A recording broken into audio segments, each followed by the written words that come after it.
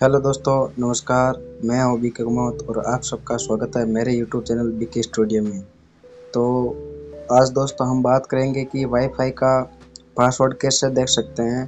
जिस फ़ोन में किसी भी वाईफाई का पासवर्ड देख सकते हैं जिसका कनेक्टेड किया हुआ है, एक बार पासवर्ड डाला हुआ है तो हम देखने के लिए सबसे पहले अपन सेटिंग ओपन करेंगे।